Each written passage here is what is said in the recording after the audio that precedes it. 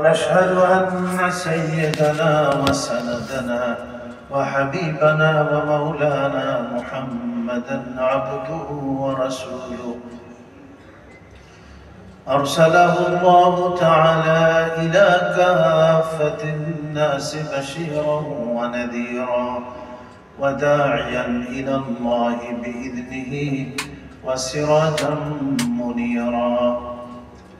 أما بعد فقد قال الله تبارك وتعالى: أعوذ بالله من الشيطان الرجيم. بسم الله الرحمن الرحيم. إذا نودي للصلاة من يوم الجمعة فاسعوا إلى ذكر الله وذروا البيع ذلكم خير لكم إن كنتم تعلمون. وقال رسول الله صلى الله عليه وسلم: من توضأ يوم الجمعة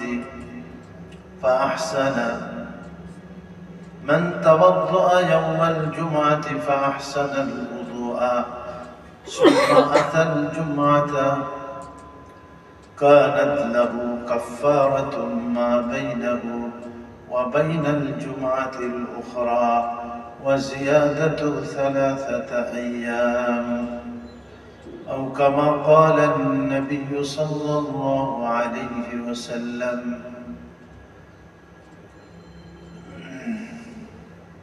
صدق الله مولانا العظيم وصدق رسوله النبي الكريم، ونحن على ذلك من الشاهدين والشاكرين، والحمد لله رب العالمين. اللهم صل على محمد وعلى آل محمد كما صليت على إبراهيم وعلى آل إبراهيم إنك حميد مجيد. اللهم بارك على محمد وعلى آل محمد كما باركت على إبراهيم وعلى آل إبراهيم إنك حميد مجيد. সম্মানিত মুসল্লিয়ান কিরাম, মুহতারাম হাজিরিন, আল্লাহ পাকের অসংখ্য মেহরবানি যে তিনি আমাদিগকে আজকে জুমাদাল উখরা, প্রথম জুমা 3 তারিখ আছে, তারপর হলো রজব, শাবান, রমজান, মাঝখানে 2 মাস আছে। তো জুমাদাল উখরা এর তো আল্লাহ পাক এই প্রথম জুমাতে আমাদের সবাইকে জুমার নামাজ আদায় করার জন্য মসজিদে হাজির হওয়ার তৌফিক দান করেছেন। এই জন্য তার দরবারে লাখ কোটি শুকর, আলহামদুলিল্লাহ। আসলে জুমার দিন সম্বন্ধে কিছু আলোচনা করতে চাইছি। যে জুমার দিনটা অত্যন্ত গুরুত্বপূর্ণ দিন আমাদের জীবনে। প্রতি সপ্তাহে আল্লাহ পাক এই দিনটা রেখেছে। আমাদের হায়াত তো খুবই সংক্ষিপ্ত, 50, 60, 70 বছরের মাঝামাঝি। তো এই মুখতাসার বা সংক্ষিপ্ত হায়াতের মধ্যে আল্লাহ সুবহানাহু ওয়া তাআলা কিছু সময় দিয়েছেন, কিছু দিন বা রাত্র দিয়েছেন। ঠিক আছে, যে দিন রাত্রগুলিতে যদি আমরা আল্লাহ পাকের ইবাদতের মধ্যে থাকি বা আল্লাহ পাকের হুকুম মতো অতিবাহিত, তাহলে আমাদের সম্মান মর্যাদা আল্লাহ অনেক বৃদ্ধি করবেন এবং গুনাহ খাতাকে মাফ করে দেবেন। রমজান মাস যেমন 12 মাসের মধ্যে একটা মাস আল্লাহ দিয়েছেন। আমাদের প্রত্যেকের জীবনে প্রতি বছরই রমজান মাস আসে। রমজান মাসে যদি আমরা মূল্যায়ন করি, কদর করি এবং আল্লাহর ইবাদত বন্দেগী ঠিক ঠিক মতো করি, মানুষ থাকলে কিন্তু এর দ্বারাও আমাদের অনেক সম্মান ও মর্যাদা বৃদ্ধি পায়। সারা বছরের 12 মাসের মধ্যে রমজান মাস শ্রেষ্ঠ মাস। সমস্ত নবীদের মধ্যে আল্লাহ তাআলা আমাদের প্রিয় নবীজি আলাইহিস সালামকে শ্রেষ্ঠ নবী করেছেন। তার ইত্তেবা করি, তার অনুসরণ করি, তার সুন্নাহগুলি আমরা পালন করি, তাহলে এটা আমাদের সম্মান ও মর্যাদাকে বৃদ্ধি করে। আগের উম্মাত তো অনেক হায়াত পেয়েছে, কিন্তু আমরা, আল্লাহ আমাদের হায়াত তো কম দিয়েছে। হায়াত তো আল্লাহর হাতে, আমাদের কারোর হাতে নেই।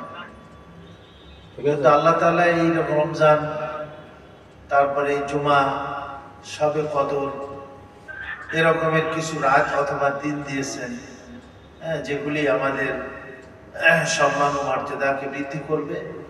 আর এছাড়াও আমরা যদি এই সময়গুলির কদর করি, মূল্যায়ন করি, আল্লাহর ইবাদত বন্দেগীর মধ্যে কাটিয়ে দিই, আল্লাহর নাফরমানি থেকে বিরত থাকি, তাহলে পূর্বে যারা শত শত বছর হায়াত পেয়েছে, তা আমরা 50-60 বছর হায়াত পেয়েও তাদের থেকে মর্যাদা এবং সম্মানের দিক দিয়ে আল্লাহ পাকের কাছে অনেক অনেক বেড়ে যাবে আমাদের সম্মান ও মর্যাদা। কারণ আমরা আমাদের প্রিয় নবীজির উম্মাত এবং আল্লাহ আমাদেরকে সিলেক্ট করেছে। এই সম্মান কোনো অ্যাপ্লিকেশন করে, আবেদন করে আমরা পাইনি, আল্লাহ পাক খাস মেহেরবানি করে আমাদেরকে দিয়েছে। এই জন্য রাসূল কারীম আলাইহিস সালামের যে নিসবত আমাদের, তার সাথে যে আমাদের একটা সম্পর্ক উম্মত হওয়ার দিক দিয়ে, আর তিনি আমাদের নবী হওয়ার দিক দিয়ে, এটা অত্যন্ত খুশি হওয়া দরকার। উলামায়ে কেরাম অভিজ্ঞতার আলোকে বলেছেন, আগেও বলছি কিনা এই কথাটা, যে 3টি সুন্নাতের উপরে কেউ যদি আমল করে, সহজ সুন্নাত, তাহলে আল্লাহ তাবারক ওয়া তাআলা বাকি সুন্নাতগুলির উপরেও আমল করা সহজ করে দেন আল্লাহ তাআলা। এজন্য আমরা প্রত্যেকে এটা নিয়ত করতে পারি, যেটা আমাদের ইখতিয়ারের মধ্যে, আমাদের ইচ্ছাধীন, ক্ষমতার মধ্যে, সামর্থ্যের মধ্যে। 1 নম্বর হলো যে আপনার প্রত্যেক ভালো কাজে এবং উঁচু মানের কাজে ডানকে প্রাধান্য দেওয়া।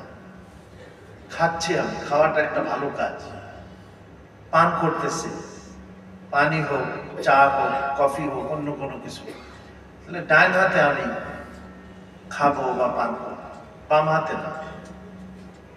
নবীজি বাম হাত দিয়ে খানা পিনা করতে মানা করছেন, যদি কারো ডান হাতে সমস্যা না থাকে।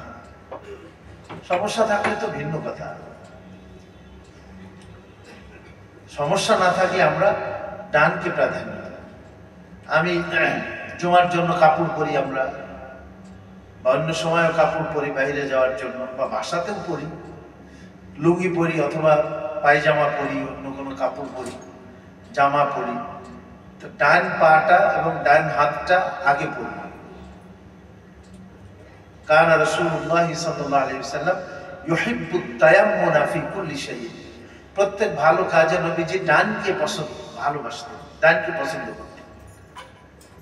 আবার সূরা ওই যে ওয়াকিয়ার মধ্যেও কিন্তু আসছে আসহাবুল মাইমান, এটা হলো আস-সাবিকুন, যারা অগ্রগামী দল, তাদের তো অনেক বড় ফজিলত আছে। আর দ্বিতীয় গ্রেডের যেটা আসহাবুল মাইমান, ডানওয়ালা যারা, তা আমরা যদি এই ডানওয়ালা হইতে পারি, ভালো জামা পরতেছি, ডান হাতটা আগে পরলাম, পায়জামা পরতেছি, ডান পাটা আগে পরলাম, জুতা পরতেছি, ডানটা আগে পরি, হাত্তা ফিত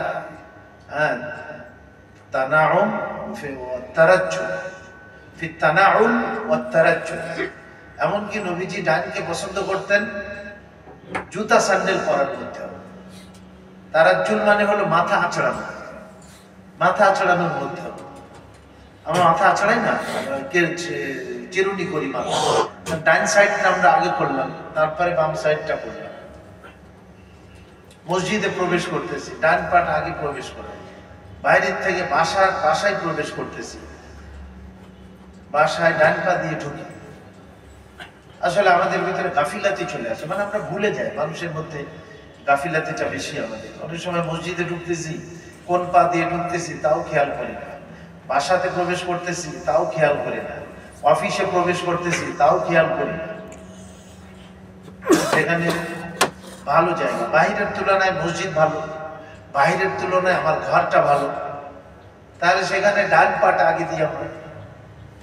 আর নিম্নমানের কাজ যেগুলি বা ঘৃণ্য কাজগুলি, সেইখানে বামকে প্রাধান্য দেওয়া। নাক সাফ করতেছি, অথবা বাথরুমের মধ্যে, আমি ওয়াশরুমের মধ্যে আছি, আমি পরিষ্কার পরিচ্ছন্ন হচ্ছি, সেখানে তো বাম হাত ব্যবহার করি, সেখানে তো কেউ আমরা ডান হাত ব্যবহার করি না, সেখানে বাম হাত ব্যবহার করি। তো খানা কেনার সময় কেন আমরা বাম হাতে চা পান করে অনেক, এটা একটা ফ্যাশন। নবীজির সুন্নাত থেকে বড় ফ্যাশন আর পৃথিবীতে কিছুই নেই মুসলমানের জন্য। আল্লাহ নবীজির সুন্নাত, নবীজির আদর্শ যেটা, এটাই হলো সব থেকে বড় ফ্যাশন, সব থেকে বড় আদর্শ, সব থেকে বড় সুন্দর। ইহুদি খ্রিস্টান তাদের ফ্যাশনকে আমরা মনে করি যে এটাই মনে শ্রেষ্ঠ। আসলে না, আমাদের প্রিয় নবীজি আলাইহিস সালামের যে সুন্নাতগুলি আছে, তার যে আদর্শগুলি আছে, এটাই হলো সর্বশ্রেষ্ঠ আদর্শ। ফাইন্না খাইরাল হাদিয়ি হাদিয়ু মুহাম্মাদিন সাল্লাল্লাহু আলাইহি ওয়াসাল্লাম। যে পৃথিবীতে জীবনযাপনের যত পদ্ধতি আছে, যত তরিকা আছে, তার মধ্যে সর্বশ্রেষ্ঠ পদ্ধতি, সর্বশ্রেষ্ঠ আদর্শ হলো হযরত মুহাম্মদ সাল্লাল্লাহু আলাইহি ওয়াসাল্লামের আদর্শ। আমরা এটা খেয়াল রাখি। বাথরুমের বাহিরের তুলনায় বাথরুমটা হলো একটু ঘৃণ্য জায়গা, সেখানে নাপাক থাকে, জিন থাকে, সেখানে ভূত পেতনি এগুলি থাকে। এজন্য ঢোকার সময় সেইখানে বাম পা আগে ব্যবহার করা। বাহির হওয়ার সময়, যেহেতু বাথরুমের তুলনায় বাহিরটা হলো শ্রেষ্ঠ, উত্তম, এই জন্য বাথরুম থেকে বাইর হওয়ার সময় ডান পাটা আগে বাহির করবে। এগুলি খেয়াল রাখবে। মসজিদ থেকে বাহির হচ্ছে, তো মসজিদের তুলনায় বাহিরটা হলো একটু নিম্ন, আর মসজিদটা হলো শ্রেষ্ঠ, বামটা তখন আগে বাহির করবো মসজিদ থেকে বাহির হওয়ার সময়। জুতা খুলতেছি, জামা খুলতেছি, পায়জামা খুলতেছি, তখন আমরা কি করবো? তখন আমরা বাম হাতটা বা বাম পাটা বা বাম জুতাটা আগে খুলি। নবীজির ইত্তেবা করা হলো, নবীজির অনুসরণ করা হলো, তাহলে আমার জুতা পরা হলো, আর জুতা পরাটা ইবাদতে পরিণত হলো। যেখানে যেখানে আমার টয়লেটও করা হলো, টয়লেটটাও ইবাদতে পরিণত হলো। খাওয়াও হইল, দস্তরখান বিছায় খাচ্ছি, ডান হাত দিয়ে খাচ্ছি, নিকট থেকে খাচ্ছি, ছোট ছোট লুকমাই খাইতেছি, আল্লাহর নাম নিয়ে বিসমিল্লাহি ওয়া আলা বারাকাতিল্লাহ বলে খাচ্ছি, হালাল খাচ্ছি, তাহলে আমার খাওয়াটাও ইবাদতে পরিণত হবে। আসলে তো আল্লাহ আমাদের সবাইকে ইবাদতের জন্যই সৃষ্টি করেছে। তু বারায়ে বন্দেগি হ্যায় ইয়াদ রাখ, তু বারায়ে বন্দেগি হ্যায় ইয়াদ রাখ, वरना फिर शर्मिंदगी है याद रख। তোমার দিলের ভিতরে কথা গেঁথে নাও যে আল্লাহ তোমাকে তার বন্দেগী করার জন্য, তার দাসত্ব গোলামি করার জন্য সৃষ্টি করেছে। যদি এটা তুমি মনে না করো, নিজের খাহেশ মোতাবেক চলো, আল্লাহর ইবাদত বন্দেগী যদি তুমি জীবনের উদ্দেশ্য না বানাও, তোমাকে শর্মিন্দা হতে হবে, লজ্জিত হতে হবে তোমাকে। वरना फिर शर्मिंदगी है याद रख। আমরা তো এই পংক্তিটা মুখস্থ রাখতে পারি। तू बराए बंदगी है याद रख, वरना फिर शर्मिंदगी है याद रख। कैसे कैसे घर उजाड़े मौत ने, कैसे कैसे घर उजाड़े मौत ने, सारो कद कब्रों में गाड़े मौत ने। কত ঘর উজাড় করে দিয়েছে মৃত্যু, কত মাথা আর কত মলিন দেহকে কবরের মধ্যে রেখে দেওয়া হয়েছে। প্রতিদিনই সংবাদ আসছে। জুমার আগে এক ভাই ফোন করলেন, আমাদের আহসান হাবিব ভাই, ওনার বোনের ইন্তেকাল হয়ে গেছে, দোয়া চেয়েছে। গতকালকে একজনকে আমরা দাফন করলাম, আমার মেয়ের জামাই যে তার চাচা, তাকে দাফন করে কবরের মোহাম্মদপুর কবরস্থানে রেখে আসলাম। প্রতিদিনই তো আমরা এইভাবে কাউকে না কাউকে আমরা জানাজা পড়তেছি, অথবা আমরা দাফন করতেছি, গোসল করাচ্ছি, কাফন পরাচ্ছি, কিন্তু আমাদের দিলে কেন এই কথাটা জাগরিত হয় না? তোমাকেও তো একদিন গোসল দেয়া হবে, তোমাকে একদিন জানাজা পড়া হবে, তোমাকে একদিন কাঁধে করে নিয়ে কবরস্থানে গহীন মাটির নিচেই তোমাকে রেখে আসা হবে। তুমি চিন্তা করো, ইজা হামালতা ইলাল কুবুরি জানাজাতান ফালাম বিআন্নাকা বাদাহা মাহমুলুন।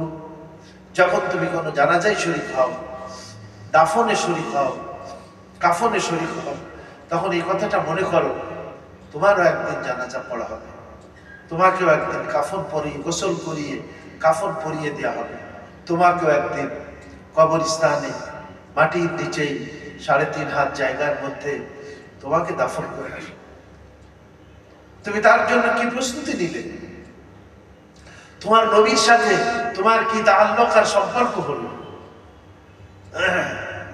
না আমেরিকা না লন্ডন সে হো নিসবত, না আমেরিকা না লন্ডন সে হো উলফত, মেরে মুঝে উশাকে কাবা কর খুদায়া।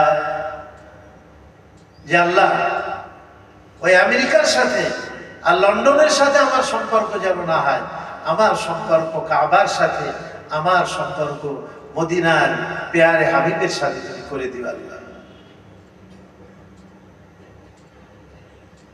তো নবীজির সুন্নাতকে যে ব্যক্তি পছন্দ করবে, মহব্বত করবে, আমরা নবীজিকে দেখিনি কিন্তু নবীর সাথে আমাদের রিলেশন হয়, নবীর সাথে আমাদের সম্পর্ক হয়, নবীর মজলিসে শরীক হয়েছে, নবীজিকে দেখেছে, কিন্তু নবীর সুন্নাতকে গ্রহণ করে নাই, নবীর আদর্শকে গ্রহণ করে নাই।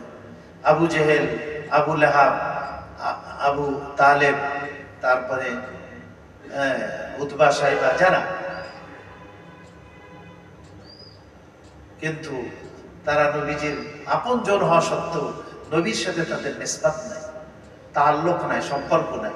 কিন্তু আমরা নবীজিকে দেখিনি, কিন্তু নবীর সুন্নাতের মাধ্যমে আমরা নবীর সাথে আমাদের সম্পর্ক কায়েম হয়ে যায়, নবীজির সাথে আমাদের রিলেশন, গুড রিলেশন কায়েম হয়ে যায় নবীজির সাথে। সুবহানাল্লাহ। এই জন্য আমরা নবীজি যেটা পছন্দ করতেন আমরা সেটাও করব। নিম্নমানের কাজে বামকে প্রাধান্য দেওয়া, আর উত্তম কাজে, ভালো কাজে ডানকে প্রাধান্য দেওয়া, এটা সবসময় আমরা করব, আমরা খেয়াল রাখবো। নবীজির দস্তরখানে একটা বাচ্চা, আমর ইবনে আবি সালমা, ওর হাত সমস্ত প্লেটের মধ্যে ঘুরতেছে। তো নবীজি বাচ্চাকে শেখালেন, আমরা আমাদের বাচ্চাকেও নবীজির এই সুন্নাতগুলি শিখাইতে পারি। নবীজি শেখালেন, কুল বিয়ামিনিকা, হে বেটা তুমি ডান হাতে খাও, কুল মিম্মা ইয়ালিকা, তোমার নিকট থেকে খাও, অন্যের সাইডে তুমি হাত দিও না। এক ধরনের খাবার হলে, ভিন্ন ধরনের খাবার হলে তো নিতে পারে বিভিন্ন সাইড থেকে, কিন্তু একই ধরনের খাবার যদি প্লেটে থাকে তাহলে নিজের সাইড থেকে খাইতে হবে। ওয়াসাম্মিল্লাহ, আর নবীজি শিখালেন আল্লাহর নাম নিয়ে খাও। যে খানা তোমার জন্য সরবরাহ করলেন, সৃষ্টি করে তোমার সামনে প্লেটের মধ্যে হাজির করে দিলেন, সেই মহান আল্লাহর নামে তুমি খানা গ্রহণ করো, খাদ্য বা পানীয় পান করো, খাও।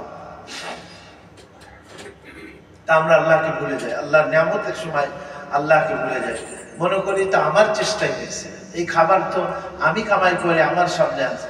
আমাদের কি একটা দানা, একটা চাউল, একটা গমের বীজ, এটা কি সৃষ্টি করার ক্ষমতা আল্লাহ আমাদের আছে? বলেন নাই। আমরা এত কিসের বড়াই করি, এত কিসের গর্ব করি, আর যা কিছুই আমাদের গর্বের জিনিস আছে সব তো আল্লাহরই দেওয়া, এই কথাটা কেন আমরা সৃষ্টি করি, চিন্তা করি না। যাক, 1 নম্বর বললাম এইটা। আর 2 নম্বর হলো যে বেশি বেশি সালাম দেওয়া, আগে আগে সালাম দেওয়া, শোনায় সালাম দেওয়া, এবং সালামের উত্তরও স্পষ্ট করে দেওয়া। বেশি বেশি সালামের প্রচলন করতে হবে আমাদের মধ্যে, তাহলে আমাদের ভিতরে বীর মহব্বত হবে। গত জুমাতেও বলছিলাম, নবীজি বলছেন যে লা তাদখুলুল জান্নাতা হাত্তা তুমিনু, তোমরা জান্নাতে যেতে পারবে না যতক্ষণ পর্যন্ত তোমরা পরিপূর্ণ মুমিন না হবে। ওয়ালান তুমিনু হাত্তা তাহাব্বু, তোমরা পরিপূর্ণ মুমিন হতে পারবে না যতক্ষণ পর্যন্ত তোমরা একে অপরকে ভালো না বাসবে, মহব্বত না করবে। মুসলমান একটা শরীরের মতো, একজন আর একজন একটা অঙ্গ, অন্য অঙ্গের সাথে তার যেরকম সম্পর্ক, ভালোবাসার সম্পর্ক। চক্ষু ব্যতীত হলে আমার সমস্ত অঙ্গ প্রত্যঙ্গ ব্যতীত হয়ে যায়। তো মুসলমানও ওরকম, একজন আর একজনের সঙ্গে ভালো মহব্বত, ভালোবাসার সম্পর্কে থাকে। তার দিলেও কলেমা আছে, আমার দিলেও কলেমা আছে। ছেলে, চাচা, বাপ, ভাই কলেমা গ্রহণ করে না, ইসলাম গ্রহণ করে না, যুদ্ধের ময়দানে বাপকে হত্যা করে দিয়েছে। আর নবীজি বলছেন যে কলেমা পড়ে বিধর্মী, সে কলেমা পড়ে মুসলমান হয়ে গেল, সে তোমার ভাই রূপান্তরিত হলো। তুমি তার সাথে সালাম করো, মুআনাকা করো, তাকে ভালোবাসো। সে হতে পারে কৃষ্ণাঙ্গ, হতে পারে সে ভিন দেশি, কিন্তু পৃথিবীর সমস্ত কলেমা গো মুসলমান, সবাই আমরা ভাই ভাই, সবাই আমরা ভাই। যতক্ষণ তোমাদের মহব্বত না হবে তোমরা মুমিন হতে পারবে না। আলা আদুল্লুকুম আলা শাইইন ইযা ফাআলতুমুহু তাহাবাবতুম, আমি কি তোমাদেরকে এমন একটি আমলের কথা বলবো না যে আমলটা করলে তোমাদের ভিতরে ভালোবাসা, মহব্বত কায়েম হয়ে যাবে। আফশুস সালাম বাইনাকুম, সেই আমলটি হলো বেশি বেশি করে সালামের প্রচলন করো। সালাম দাও, সালামের জবাব দাও। এই জন্য উলামায়ে কেরাম বলছেন সালামের আদান প্রদান, শুনিয়ে সালাম দেওয়া, এবং সালামের আলিফ শব্দ যেটা, আলিফ তো না, হামজা, আসসালাম, আমরা সালাম আলাইকুম বলি, সালাম আলাইকুম স্পষ্ট করে বলতে হবে। আসসালামু বলেন না আপনারা? আসসালামু আলাইকুম বলেন। হ্যাঁ, কেউ যদি আসসালামু আলাইকুম বলে আপনার উপরে সালাম বর্ষিত হবে, তাহলে কোরআন শরীফে আছে ইজা হুইয়িতুম বিতাহিয়াতিন ফাহাইয়্যু বিআহসানা মিনহা, তোমাদের কেউ যদি সালাম দেয় তাহলে তার থেকে উত্তম তুমি তাকে রিপ্লাই করো, তার থেকে উত্তম ভাবে। এজন্য উলামায়ে কেরাম বলছেন কেউ যদি আসসালামু আলাইকুম বলে, ওয়া আলাইকুমুস সালাম বললে ওয়াজিব আদায় হয়ে যাবে, কিন্তু আল্লাহ বলছেন উত্তম, তার থেকে উত্তম কি? ওয়া আলাইকুমুস সালাম ওয়া রাহমাতুল্লাহি ওয়া বারাকাতুহু, এর বেশি নাই। কিন্তু অনেকে বলে ওয়া মাগফিরাতুহু ওয়া জান্নাতুহু, নবীজি যতটুকু আমাদের জন্য দিয়ে গেছেন ব্যাস তার মধ্যে আমাদের থাকতে হবে। আবার বাড়াই দিলাম জান্নাতুহু ওয়া মাগফিরাতুহু, তাহলে যদি জান্নাত বাড়ানোই যদি শ্রেষ্ঠ হতো তাহলে নবীজি জানতেন না, নবীজি বাড়াতেন না?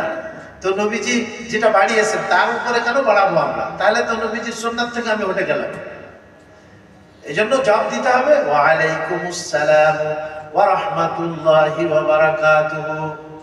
একজন এসে সালাম দিল, তো নবীজি বললেন আশারাতুন, আসসালামু আলাইকুম আশারাতুন, 10 নেকি তোমার। আর একজন এসে সালাম দিল আসসালামু আলাইকুম ওয়া রাহমাতুল্লাহ, নবীজি বলেন 20 নেকি, সুবহানাল্লাহ। আর একজন এসে সালাম দিল আসসালামু আলাইকুম ওয়া রাহমাতুল্লাহি ওয়া বারাকাতুহু, নবীজি বললেন 30, আল্লাহ তোমাকে 30টা নেকি দান করলেন।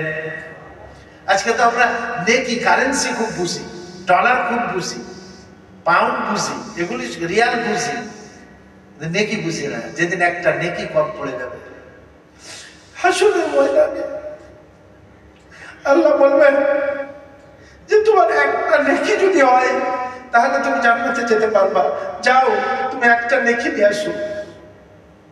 ময়দানে হাসরে করবে, মায়ের কাছে যাবে, বাপের কাছে যাবে, স্ত্রী স্বামীর কাছে যাবে, স্বামী স্ত্রীর কাছে যাবে, বন্ধু বন্ধুর কাছে যাবে, বলবে আমার একটা নেকি হইলে আমি জান্নাতে যেতে পারি।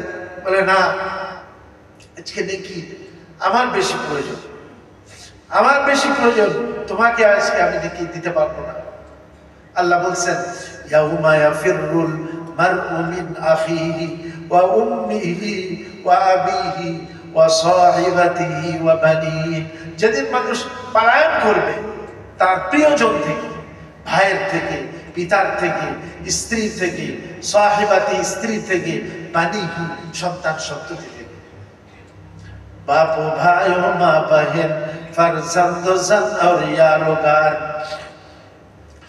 बाप भाइयों माँ बहन फर्जंद जन और यारोगार। आशिको माशूक नौकर बंदा ए खिदमत गुजार। काम आने का नहीं हर एक जुदा हो जाएगा। काम आने का नहीं हर एक जुदा हो जाएगा। बल्कि हर एक अज़्म दुश्मन जान का हो जाएगा। से कठिन हाशरेर दिने बाप भाई छेले मेये बंधु बान्धव स्त्री स्वामी चिनबे ना, परिचय दिबे ना। बल्कि हर एक अज़्म दुश्मन जान का हो जाएगा। जे शरीर के आमी सुंदर रूपे परवरिश करतेছি, लालन पालन करतेছি, कत एक्सारसाइज करतेছি, हाथ के ठीक राखार जन्य, पा के ठीक राखार जन्य, माथा के ठीक राखार जन्य, घाड़ के ठीक राखार जन्य, शरीरेर अंग प्रत्यंग गुलियो तुम्हार बिरुद्धे चले जाबे। সেই আল্লাহ মুখের উপরে মোহর মেরে দেবেন, আলিয়াউমা নাখতিমু আলা আফওয়াহিহিম। আল্লাহ বলেন আজকে আমি তোমাদের জবানের উপরে মোহর লাগিয়ে দিলাম। ওয়া তুকাল্লিমুনা আইদিহিম ওয়া তাশহাদু আরজুলুহুম বিমা কানু ইয়াকসিবুন। তোমাদের হাতগুলি কথা বলবে, তোমাদের পা কথা বলবে, তোমাদের চক্ষু কথা বলবে, তোমাদের ঠোঁট কথা বলবে। এর দ্বারা কি করা হয়েছে, কোন হারাম কাজে এই অঙ্গ প্রত্যঙ্গগুলি ব্যবহার করা হয়েছে, কিয়ামতের দিন সাক্ষী দেবে, জায়গাও সাক্ষী দেবে। সূরা জিলজালের মধ্যে ইয়াউমা ইযিন তুহাদ্দিসু আখবারাহা, যেদিন জমিন মাটি তার যাবতীয় খবরকে প্রকাশ করে দিবে। মাটির উপরে দাঁড়িয়ে আমরা যে কাজই করি না কেন মাটি সাক্ষী থাকে। ইট বালু এগুলি আমরা মনে করি প্রাণ নেই, প্রাণহীন বস্তু, আসলে তা না, সব কিছুরই প্রাণ আছে। এই জন্য জালালউদ্দিন রুমি বলেছেন, আবো আতেশ খাকো বাদো বান্দা আন, আবো আতেশ খাকো বাদো বান্দা আন, বা মানো তু মুর্দা বা হক জিন্দা আন। ওগো পৃথিবীর মানুষেরা, তোমাদের চতুর্দিকে যত আল্লাহর সৃষ্টি দেখতে পাও, পানি বাতাস মাটি সবকিছু আল্লাহর বান্দা, জীবিত, যদিও তোমাদের কাছে মৃত মনে হয় না কেন। আমাদের কাছে মনে হয় এগুলি মৃত, কিন্তু এগুলি কি, সবই জীবিত। ওয়া ইম মিন শাইইন ইল্লা ইউসাব্বিহু বিহামদিহি ওয়ালাকিন লা তাফকাহুনা তাসবিহাহুম। আল্লাহ বলেন পৃথিবীতে আমি আল্লাহর এমন কোন মাখলুক নেই, আমি আল্লাহর এমন কোন সৃষ্টি নেই যে সৃষ্টি আমি আল্লাহর জিকির করে না, তাসবিহ পড়ে না, গুণগান বর্ণনা করে না, এমন কোন মাখলুক আর সৃষ্টি নাই, সবাই আল্লাহর গুণগান করে। চিন্তা করা উচিত যে আমি গুনাহ করতেছি, আল্লাহ এগুলি সাক্ষী থাকতেছে, কিয়ামতের দিন এগুলি সাক্ষ্য দেবে আমার আপনার বিরুদ্ধে। আমার অঙ্গ প্রত্যঙ্গগুলিও সাক্ষী থাকে, এগুলো কিয়ামতের দিন আমার আপনার বিরুদ্ধে সাক্ষী দেবে। যদি খুদা না করুন আমরা যদি নাফরমানি করি, গুনাহ করি। তো যাক, 2 নম্বরে বললাম কি, সালাম। সালাম বেশি বেশি করে একজন আরেকজনকে সালাম দেব। সালামে যদি পুরাটাই কেউ দিয়ে দেয়, আসসালামু আলাইকুম ওয়া রাহমাতুল্লাহি ওয়া বারাকাতুহু, আল্লাহ পাক তাকে 30টা নেকি দেবেন।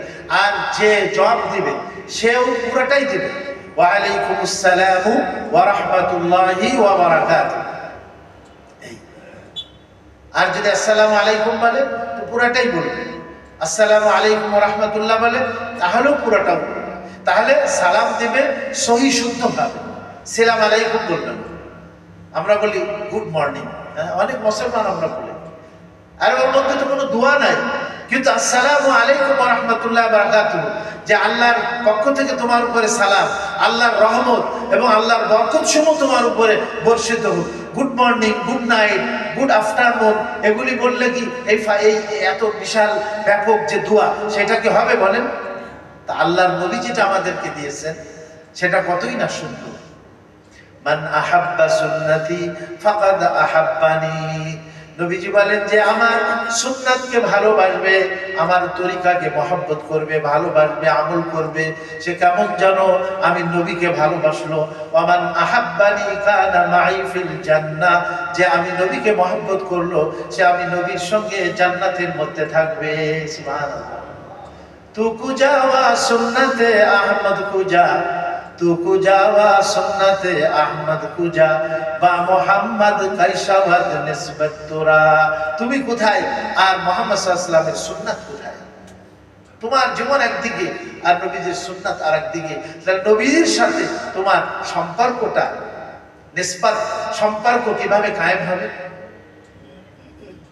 এজন্য নবীজির সুন্নাত আমরা সালাম, এটা বেশি বেশি আরেক হাদিসে আসছে 4টা আমল করো।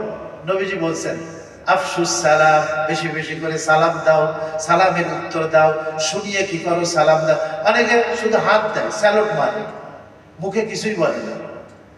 যদি কাছাকাছি হয়, যেখানে আওয়াজ পৌঁছছে সেখানে ইশারার কোনো প্রয়োজন নেই। হ্যাঁ, যেখানে আওয়াজ পৌঁছছে না, দূরে আছে, তো সেখানে আপনি হয়তো হাত দিয়ে ইশারা করতে পারেন। আর কাছে হইলে তো জবানেই সালাম দিবে, মুখেই সালাম দিবে। আফসুস সালাম, সালাম বেশি বেশি করে তোমরা দাও। ঘরে ঢুকতেছি, আমি আমার স্ত্রীকে সালাম দিই না, ছেলে মেয়েকে সালাম দিই। ঘরে প্রবেশ করলে সালাম দাও। নবীজি বলেন তোমার ঘরে আল্লাহ বরকত ছেড়ে দেবে, তুমি ঘরের মধ্যে সালাম দিয়ে দাও। আমরা তো এগুলি করি না, আমল করি না, তো আমাদের ঘরে বরকত রহমত কিভাবে আসবে? স্বামী স্ত্রী দ্বন্দ্ব, ছেলে মেয়ে ভাই বোন দ্বন্দ্ব, পরিবারের সদস্যের মধ্যে দ্বন্দ্ব। সালাম দাও মহব্বতের। হুজুর হযরত আনাস রাদিয়াল্লাহু আনহু বলছেন তোমার ঘরে প্রবেশ যখন করো, তুমি ঘরওয়ালাকে ওদেরকে অবশ্যই তুমি সালাম দেবে। ইভেন ঘরে যদি কেউ নাও থাকে তাহলে সেখানেও তুমি সালাম দাও, ফেরেশতা আসে সেখানে। আসসালামু আলাইনা ওয়া আলা ইবাদিল্লাহিস সালিহিন, এইটা বলো যে আমাদের উপরে এবং আল্লাহর নেক বান্দা যারা আছে সবার উপরে সালাম। ঘরে কেউ নাই, এই সালাম। আফসুস সালাম। 2 নম্বরে বলছেন ওয়া আতিমুত তাআম, খানা খেলাও, মেহমানদারি করো। মাশাআল্লাহ, অনেক ভাই তাদের এই গুণ আছে যে মানুষকে মাশাআল্লাহ সে খাওয়াইতেছে, মেহমানদারি করতেছে, এর দ্বারাও মানুষের মহব্বত পয়দা হয়। যাকে তুমি খাওয়াইলে বা তাকে উপকার করলে, কিছু গিফট করলে, হাদিয়া দিলে, তাহা দাও তাহাব্বু। নবীজি এক হাদিসে বলছে পরস্পরে একে অপরকে গিফট কর। গিফট মানে হাদিয়া দাও, মহব্বত পয়দা হবে, মহব্বত পয়দা। আতইমুত তাআম, খানা খাওয়া।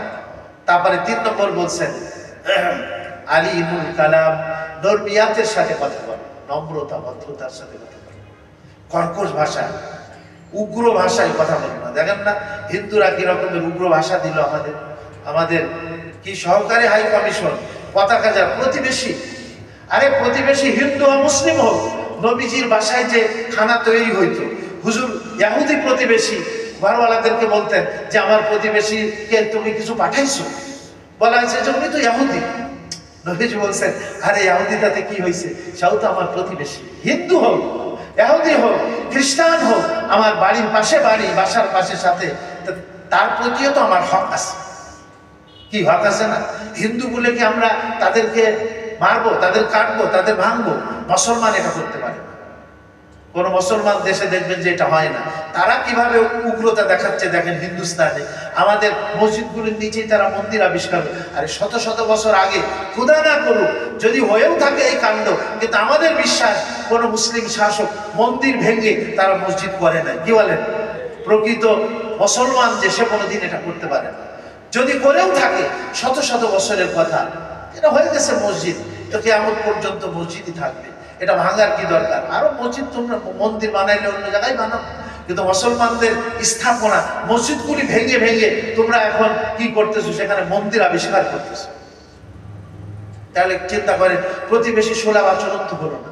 কিন্তু আমরা মুসলমান যারা, আমাদের পাশে হিন্দু থাক অথবা আমাদের প্রতিবেশী রাষ্ট্র হিন্দু, তাদের সাথে আমরা ভালো আচরণ করব। কি বলেন? করবো না তাদের সাথে? আল্লাহ বলছেন ইদফা বিল্লাতি হিয়া আহসান, তুমি মোকাবেলা করো তোমার শত্রুর সাথে সুন্দর পন্থায়, ভালো পন্থায়। আমরা তাদের সাথে দুশ্মনী রাখতে চাই না, আমরা তাদের সাথে শত্রুতা রাখতে চাই না। আমরা চাই প্রতিবেশী সুলভ তাদের সাথে আচরণ করব।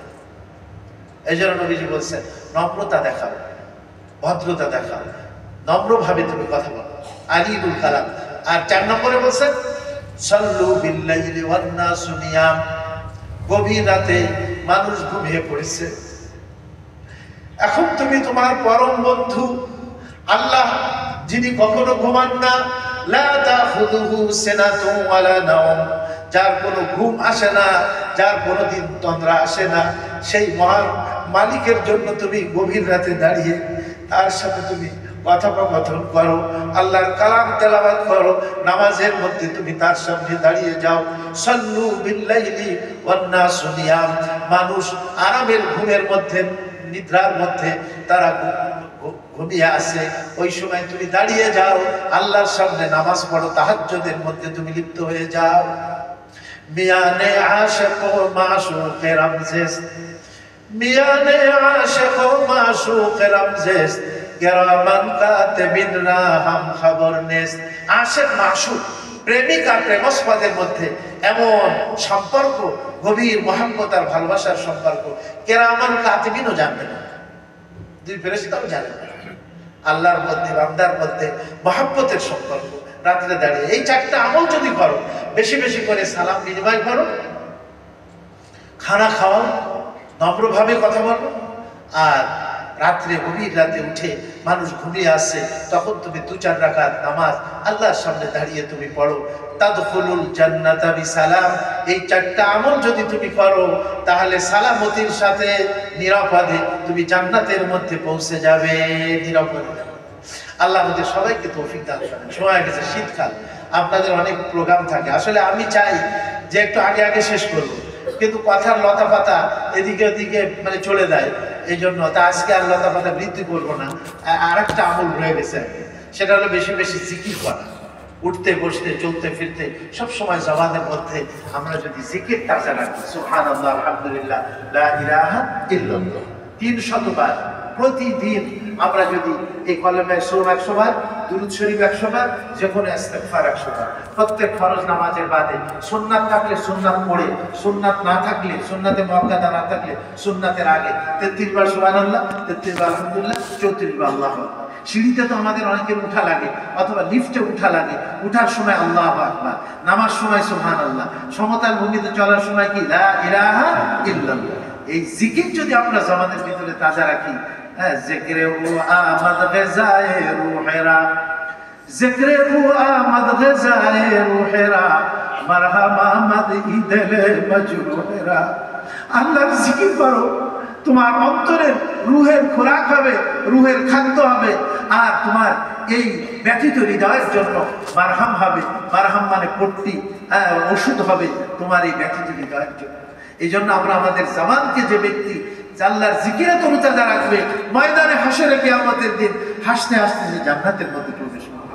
তো ওলামায়ে কেরাম অভিজ্ঞতার দ্বারা বলছেন, যারা এই 3টা সুন্নাতকে তারা আমল করবে, তো আল্লাহ এই সহজ সুন্নাতকে তার আল্লাহ তাআলা অন্যান্য সুন্নাতগুলির উপরে চলা আল্লাহ সহজ করে দেবেন। আল্লাহ আমাদের সবাইকে তৌফিক দান করেন। জুমার আদাব, জুমার দিনের আমল, এর আরেকদিন বলবো, ওইটা বলতে চাইছিলাম।